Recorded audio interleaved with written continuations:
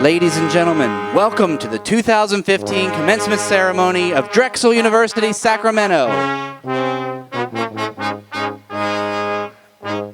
Please rise. Carrying the official mace of Drexel University is Dr. John Janardhan, Senior Vice Provost for Academic Affairs.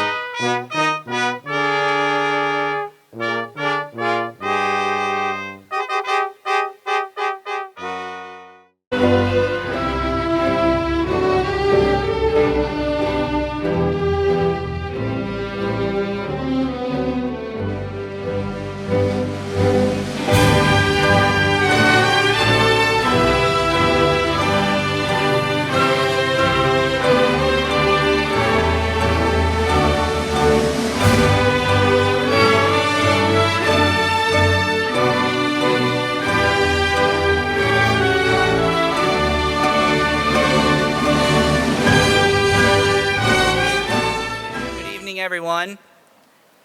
I'm Dave Ruth, Dean of Students at Drexel University, and it is indeed my pleasure to welcome you to this, Drexel's 128th commencement ceremony and the 5th to be held in the city of Sacramento.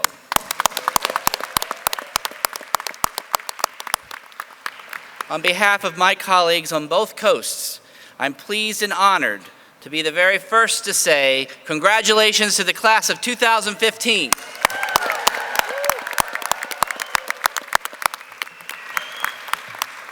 Thank you for the privilege of getting to work with you, mentor you, train you, learn from you. And now we wish you the best in your next journey, wherever that may lead you. We're all very proud of your accomplishments, and we wish you the best of success as Drexel alumni. Provost Herbert, Dr. Marion, I am pleased to announce that the members of Drexel's faculty and administration have assembled here with the students whom they have taught, mentored, and recommended for academic degrees. Ladies and gentlemen, it's my pleasure to introduce to you Drexel's Provost, Dr. James Herbert.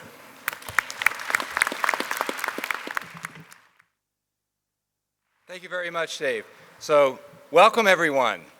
Welcome to the commencement ceremony. It's with great excitement and pride that I stand before you this evening to say that by the authority of the bylaws of Drexel University, chartered by the Commonwealth of Pennsylvania and the faculty concurring, I have the honor to declare this part of the 128th commencement ceremony of Drexel University to be in session. As a symbol of our high esteem, it is the privilege of the university to confer an honorary degree upon individuals who merit recognition. Today, we salute an exceptional candidate. Dr. Marion will now read the citation for our honorary degree recipient while Dean Ruth prepares to place the ceremonial hood on the honoree.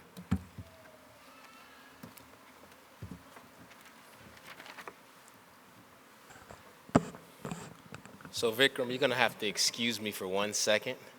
I made a major foul, and I'm gonna blame it on John DiNardo.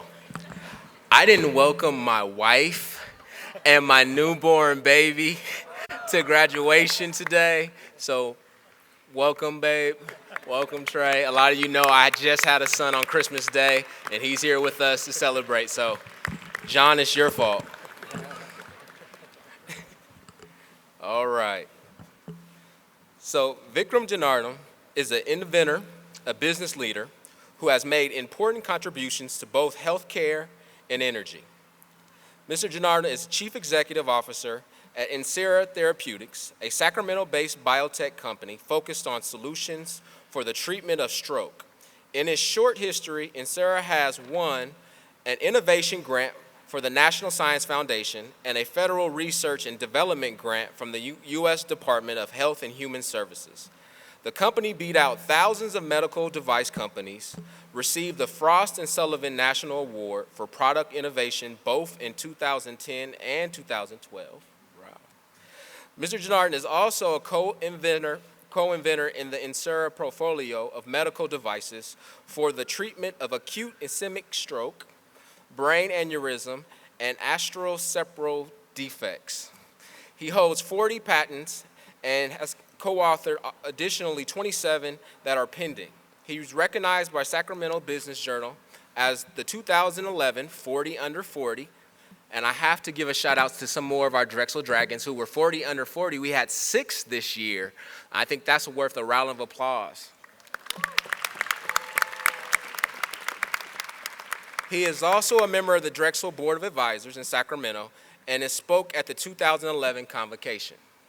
Mr. Janardhan has twin passions in healthcare and business, or in energy. Before NSERA, he was president of the Global Energy Software, a provider of enterprise software solutions for energy companies around the world. He received Energy Risk Magazine's 2006 Software of the Year Award. He continues to consult, teach, write about energy with more than 40 professional articles, as well as a book, Energy Explained, a comprehensive survey of global energy and landscape. Mr. Janardhan trained at the Wharton School of Business in their executive education program and holds a master's degree in electrical engineer from Rensselaer Polytechnic Institute.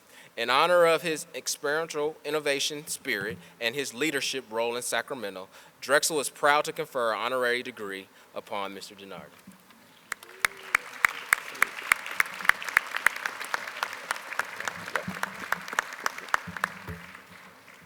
It is with pleasure that I confer upon you, Vikram Janardhan, the degree of Doctor of Business Administration, honoris causa, with all the customary rights, honors, and privileges pertaining thereto. Congratulations. Congratulations.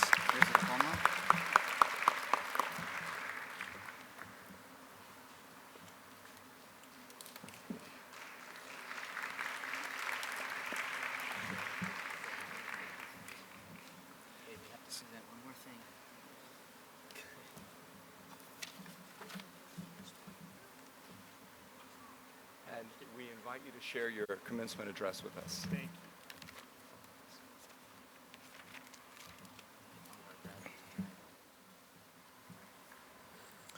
Provost Herbert, Senior Vice Provost DiNardo, Associate Vice Provost Marion, Dean Ruth, Visiting Philadelphia Leadership, Board of Advisors, faculty and staff, family and friends, and dear class of 2015.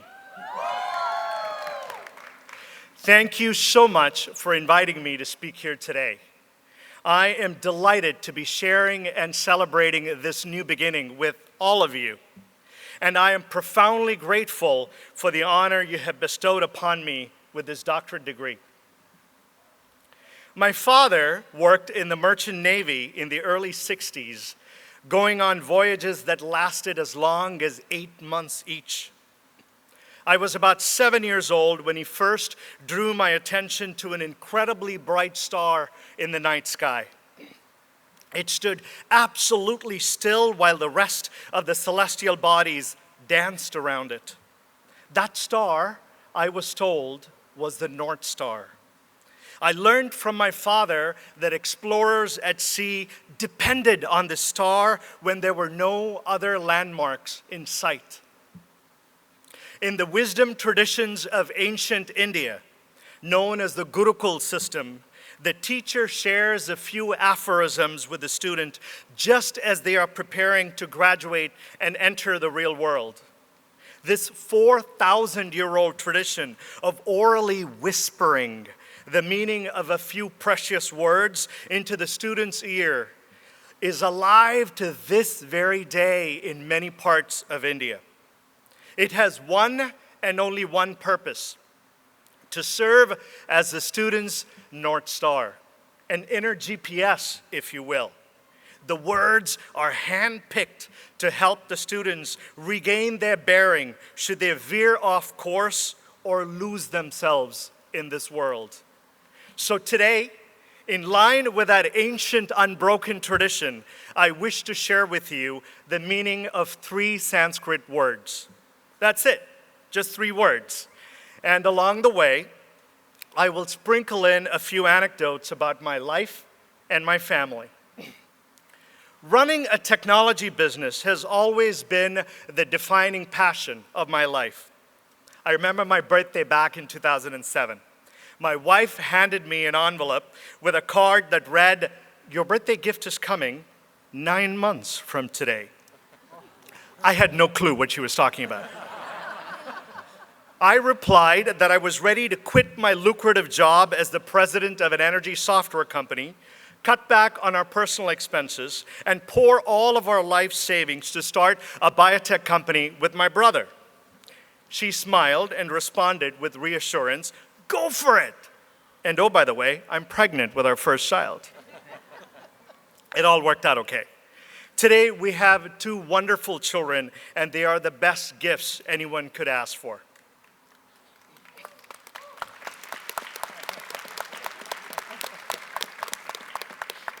And as some of you already know, our biotech company has seen many successes over the years. National awards, multiple grants from the government, over 40 awarded patents, and most importantly, a game-changing medical device that saves people's lives. All invented right here in Sacramento.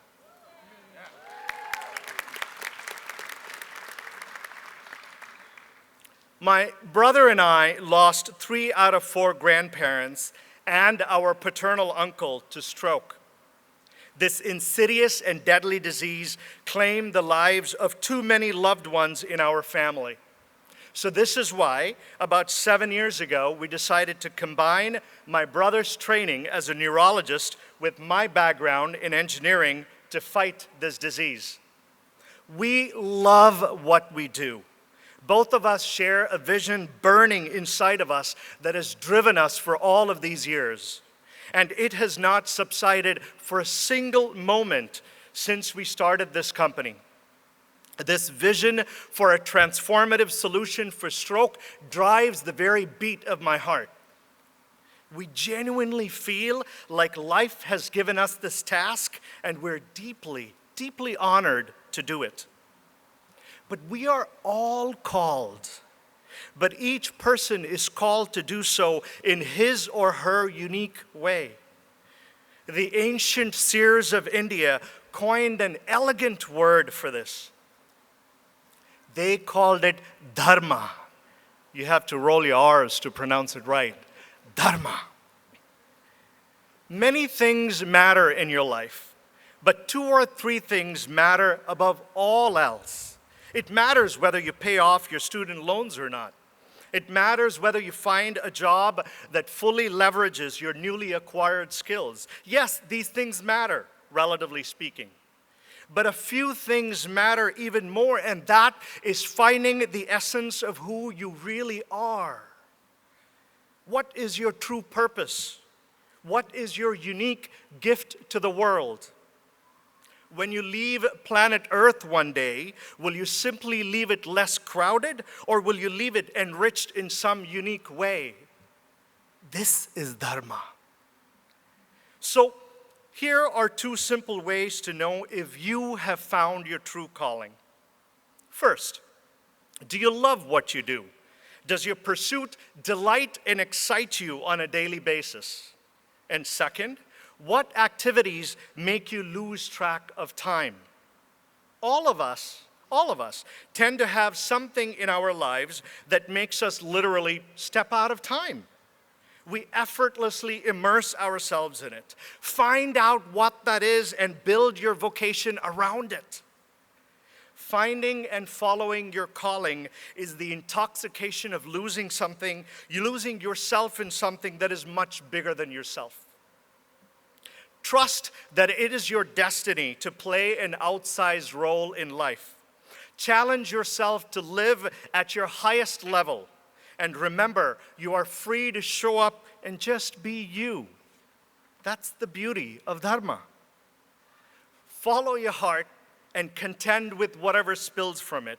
You will then unearth that speck of bliss and contentment that nothing in this world can erase. The second word that I whisper into your ear is seva, a graceful Sanskrit word that translates to mean selfless service. To a few, seva means charity, the voluntary giving of help, typically in the form of money to those in need. And to some others, it is the donation of their time or expertise. They are all legitimate endeavors as charitable behavior leads to benefits for the giver. But seva is much, much more than that. It isn't something you confine to a single part of your life. Allow me to elaborate. My wife, seated here, is a cardiologist, and like many of the patients she helps, she routinely works under stressful conditions. Then she comes home and has to put up with me. To top that, on weekends and weeknights, she stays up late in pursuit of a postgraduate academic degree in education. She is also the mother of our 2 young children. And no matter how frequently these roles end up in conflict with each other, and in spite of all of the help that my in-laws and I offer her routinely, she insists on protecting her parent time with our children. Reading pages from a Harry Potter book after a stress-filled, sleep-deprived, tough call night at the ICU, that is seva.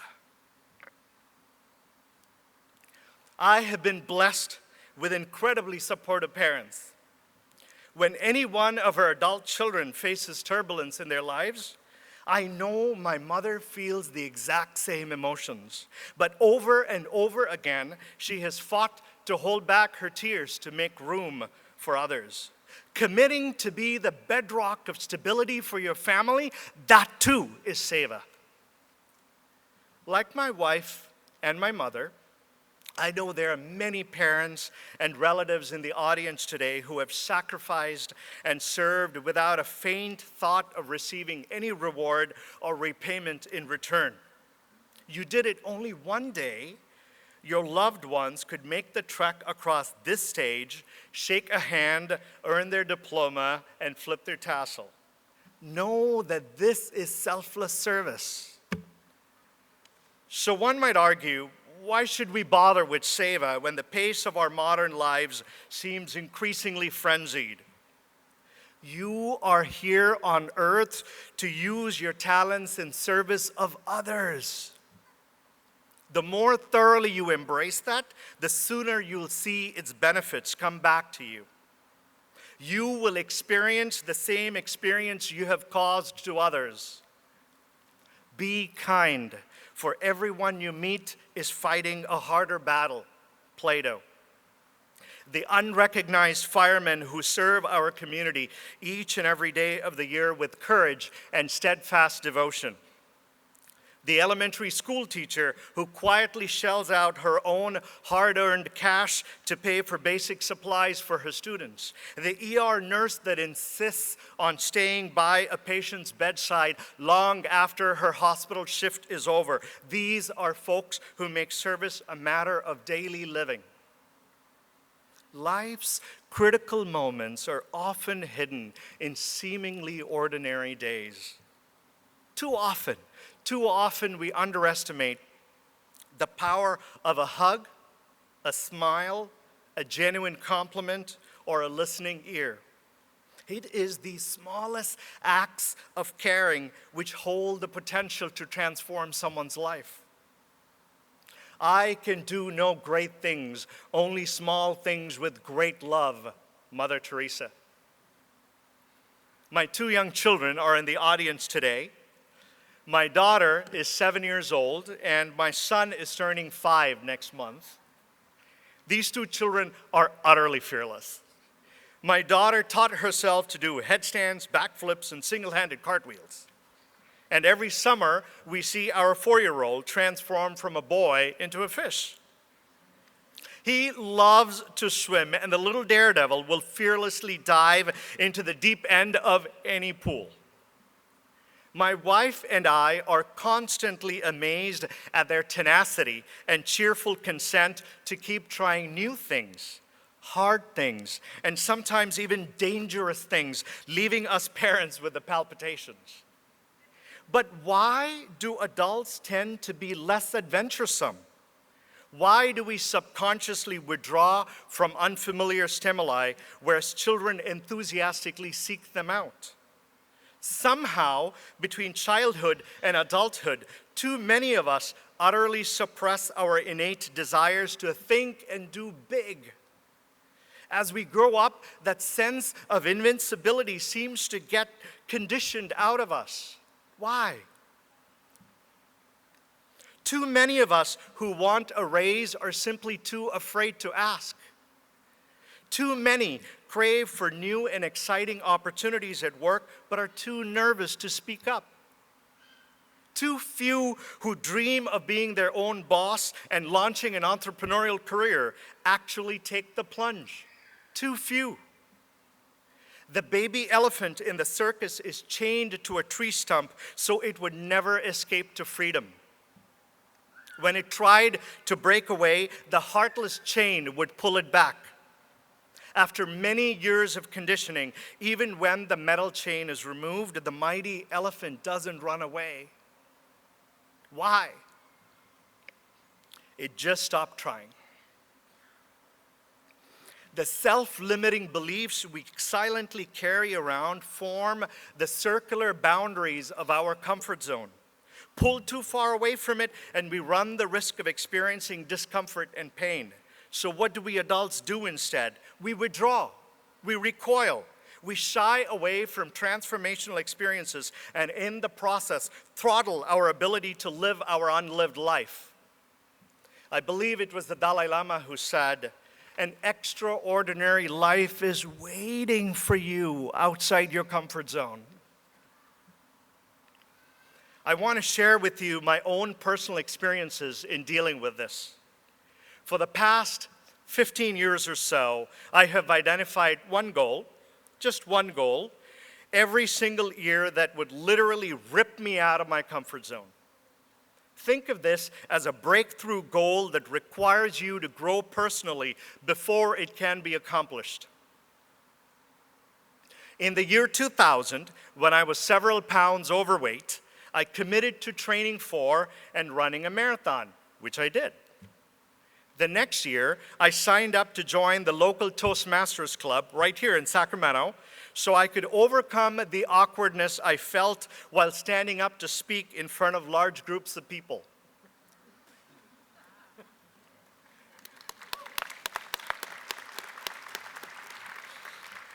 And the year after that, my wife and I flew to Barrow, Alaska, where I trekked the frozen tundra with the native Inuits and took a dip in the Arctic Ocean. The grandeur of the annual goal is not relevant. What is important is our unyielding commitment to routinely reach for the outer edge of our endowments. You will feel anxious. You may feel pain. The voices in your head will scream, "Is this the right time to do this? How will we pay the mortgage? What about saving up for the kids? What will others think if I fail?" Don't worry. The incessant voices in your head are merely a confirmation that you are staring down all of the conditioned concepts about yourself. Lean in anyway. Lean into it harder. And one fine day, after many years of trying and never giving up, in the most innocuous of moments, when no one is looking, you will break free from the shackles and watch your spirit begin to soar. And when you do, the noises in your head will simply go away. They will simply go away. They will simply go away. No thoughts, no worries, no chatter, just a deep knowing that there are absolutely no limits to the human endeavor. This is your third word, simha. It means lion, and it stands for ferociousness, courage, and valor in the face of life's most daunting challenges. Remember that every self-limiting belief you hold about yourself is a lie. And if you're willing to challenge your limits, they will simply go away. They will simply go away. They will simply go away. Serve others. Find and follow your calling unpretentiously. Don't feel the need to tweet your every success. And one day, the grandeur of the choice will sneak up on you. At the most innocuous of moments, you will get a confirmation that you are doing your life's work.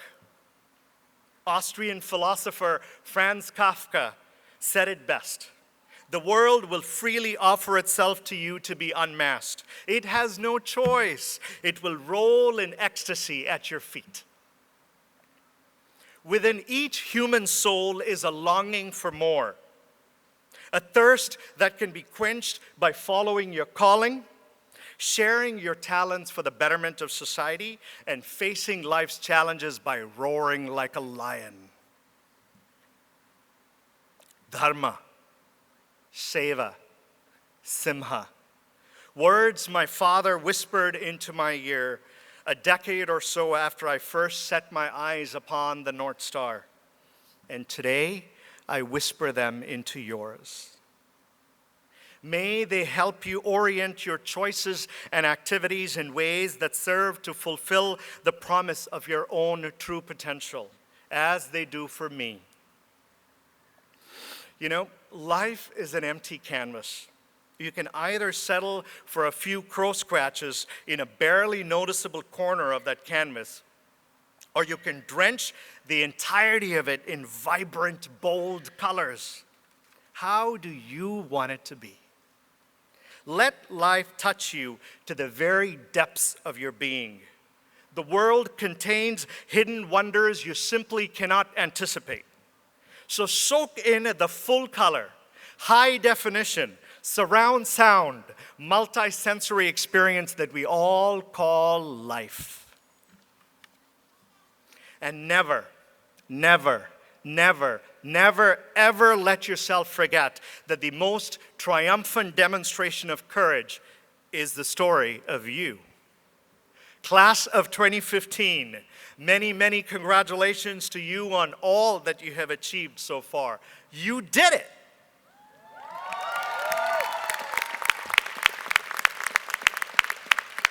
And I am so incredibly proud of all of you. Congratulations again. Thank you very much.